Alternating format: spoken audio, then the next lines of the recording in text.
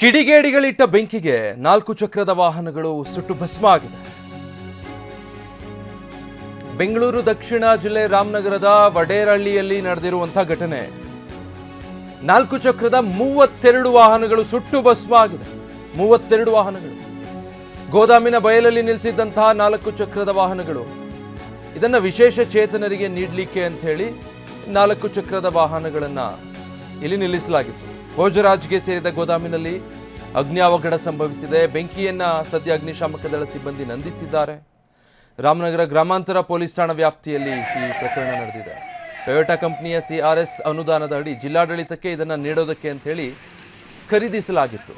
4 ಚಕ್ರದ ಬೈಕ್ಗಳು ವಿಶೇಷ ಚೇತನರಿಗೆ ಅದು ಉಪಯೋಗ ಆಗಲಿ ಅನ್ನೋ ನಿಟ್ಟಿನಲ್ಲಿ ಅದನ್ನು ಖರೀದಿ ಮಾಡಿ ಅಲ್ಲಿ ನಿಲ್ಲಿಸಿದ್ರು. ಆದರೆ ಅಲ್ಲಿ ಬೆಂಕಿ ಬಿದ್ದು ಅಷ್ಟು ವಾಹನಗಳು ಬೆಂಕಿಗೆ ಸುಟ್ಟು ಹೋಗಿರುವಂಥ ಘಟನೆ. ಕೆಲವೇ ದಿನಗಳಲ್ಲಿ ವಿಶೇಷ ಚೇತನರಿಗೆ ನೀಡಬೇಕಾಗಿತ್ತು.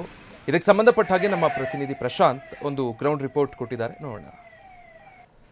ಕಿಡಿಗೇಡಿಗಳು ಬೆಂಕಿ ಹಚ್ಚಿರುವಂಥ ಪರಿಣಾಮ ವಿಕಲಚೇತನರಿಗೆ ಸರಬರಾಜು ಮಾಡಬೇಕಾಗಿದ್ದಂಥ ಹಂಚಿಕೆ ಮಾಡಬೇಕಾಗಿದ್ದಂಥ ಸುಮಾರು 32 4 ಚಕ್ರದ ವಾಹನಗಳು ಬೆಂಕಿಗೆ ಆಹುತಿಯಾಗಿರುವಂಥ ಘಟನೆ ಬೆಂಗಳೂರು ದಕ್ಷಿಣ ಜಿಲ್ಲೆ ರಾಮನಗರದಲ್ಲಿ ನಡೆದಿದೆ. ಆ ಒಂದು ಘಟನಾ ಸ್ಥಳದಲ್ಲಿದ್ದೀನಿ.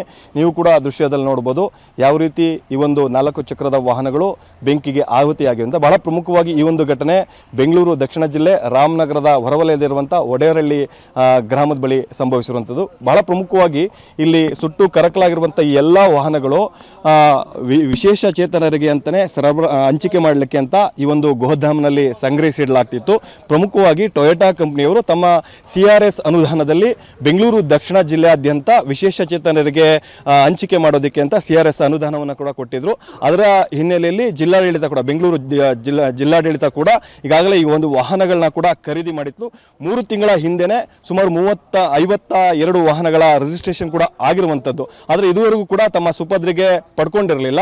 ಈ ಒಂದು ಗೋದಾಮಿನ ಓನರ್ ಏನಿದ್ದಾರೆ ಭೋಜರಾಜ್ ಅಂತ, ಅವರ ಒಂದು ಗೋದಾಮಿನಲ್ಲೇ ಈ ಎಲ್ಲ ವಾಹನಗಳನ್ನು ಕೂಡ ಇಟ್ಕೊಂಡಿದ್ರು. ಆದರೆ ಇವತ್ತು ತಡರಾತ್ರಿ ಏಕಾಏಕಿ ಕಿಡಿಗೇಡಿಗಳು ಬೆಂಕಿ ಹಚ್ಚಿರುವಂಥ ಪರಿಣಾಮವಾಗಿ 32 ವಾಹನಗಳು ಕೂಡ ಸಂಪೂರ್ಣವಾಗಿ ಸುಟ್ಟು ಕರಕಲಾಗಿರುವಂಥದ್ದು. ಅದರಲ್ಲಿ 10 ವಾಹನಗಳು ಕೂಡ ಭಾಗಶಃ ಹಾನಿಯಾಗಿದ್ದಾವೆ. ಉಳಿದಂತೆ 8 ವಾಹನಗಳನ್ನ ಕೂಡ ರಕ್ಷಣೆ ಮಾಡಲಾಗಿದೆ. ಈ ಒಂದು ವಿಚಾರ ತಿಳಿದ ಕೂಡಲೇ ಅಗ್ನಿಶಾಮಕ ಸಿಬ್ಬಂದಿ ಕೂಡ ಬೆಂಕಿ ನಂದಿಸುವಂಥ ಕಾರ್ಯಕ್ಕೂ ಕೂಡ ಮುಂದಾಗಿದ್ದಾರೆ. ಹೀಗಾಗಿ ಎಲ್ಲ ಬೆಂಕಿಯನ್ನು ಕೂಡ ನಂದಿಸಲಾಗಿದೆ.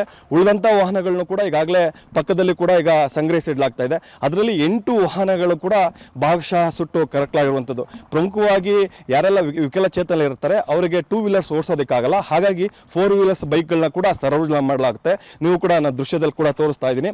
ಇದೇ ಬೈಕ್ಗಳನ್ನ ಕೂಡ ವಿತರಣೆ ಮಾಡೋದಕ್ಕೆ ಕೂಡ ಈಗಾಗಲೇ ತಯಾರಿಯನ್ನು ಕೂಡ ಮಾಡ್ಕೊಳ್ಳಲಾಗಿತ್ತು. ಈಗಾಗಲೇ ರಿಜಿಸ್ಟ್ರೇಷನ್ ಕೂಡ ಆಗಿರುವಂಥದ್ದು. ಸುಮಾರು 52 ಗಾಡಿಗಳ ರಿಜಿಸ್ಟ್ರೇಷನ್ ಕೂಡ ಆಗಿರುವಂಥದ್ದು. ಅದರಲ್ಲಿ ಸುಮಾರು 32 ವಾಹನಗಳು ಬೆಂಕಿಗೆ ಆಹುತಿಯಾಗಿದೆ. ಉಳಿದಂತೆ 10 ವಾಹನಗಳಿಗೆ ಕೂಡ ಸಂಪೂರ್ಣವಾಗಿ ಭಾಗಶಃ ಹಾನಿಯಾಗಿರುವಂಥದ್ದು. ಉಳಿದಂತೆ ಇನ್ನು 5-6 ವಾಹನಗಳನ್ನು ಕೂಡ ರಕ್ಷಣೆ ಮಾಡಿದ್ದಾರೆ.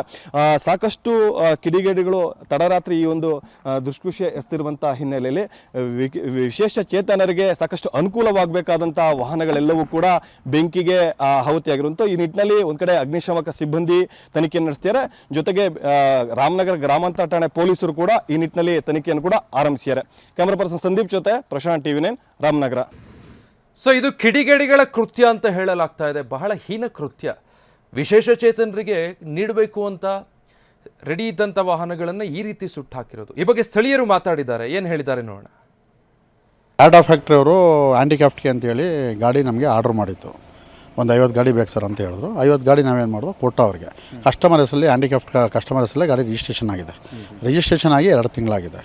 ಅವ್ರ ಗಾಡಿ ಬಂದು ಡೆಲಿವರಿ ಕಸ್ಟಮರ್ ಕೊಡಬೇಕಾಯ್ತು. ಅವ್ರ ಪ್ರೊಸೀಜರ್ ಏನೇನಿದೆ ಗೊತ್ತಿಲ್ಲ. ನಮ್ಗೆ ಕೇಳಿದಾಗೆಲ್ಲ ಏನಂತ ಹೇಳೋರು, DCM ಸಾಹೇಬರು ನಮಗಿನ್ನ ಅಪಾಯಿಂಟ್ಮೆಂಟ್ ಕೊಟ್ಟಿಲ್ಲ, DC ಅವರು ನಮಗಿನ್ನ ಟೈಮ್ ಕೊಟ್ಟಿಲ್ಲ, ಇಷ್ಟು ಹೇಳೋರು ಅವರು. ನಾವು ನೋಡಿ ಸರ್, ಗಾಡಿ ರಿಜಿಸ್ಟ್ರೇಷನ್ ಆದಮೇಲೆ ಗಾಡಿ ಮಡಿಕೊಳ್ಳೋಕೆ ನಮ್ಗೆ ರೈಟ್ಸ್ ಇಲ್ಲ. ಬಂದು ನಿಮ್ಮ ಗಾಡಿ ಎತ್ಕೋಗಿ ಅಂತ ನಾವು ಹಲವಾರು ಸಲ ಹೇಳಿದ್ದೀವಿ. ಅವರು ಬತ್ತೀನಿ ಅಂದವ್ರು ಬರಲಿಲ್ಲ. ನಾವು 3 ತಿಂಗಳಾಗಿದೆ. ಟೋಟಲ್ 50 ವೆಹಿಕಲಲ್ಲಿ 32 ವೆಹಿಕಲ್ ಸುಟ್ಟೋಗಿದೆ. 18 ವೆಹಿಕಲ್ ಬಂದ ತಕ್ಷಣ ನಾವು ಎಳೆದೇ ಆ ಕಡೆ ಬಿಟ್ಟೋ. ಇನ್ನೂ ಉರಿತಾಯಿತು. ನಾವೆಲ್ಲ ಬಂದು ಪಬ್ಲಿಕ್ ಎಲ್ಲ ಬಂದು ಎಳೆದೇ ಆ ಕಡೆ ಬಿಟ್ಟು 5:15 ಆಗಿತ್ತು. ಹಾಂ, ಒಂದು 5 ಗಂಟೆ ಏನಾಗಿತ್ತು.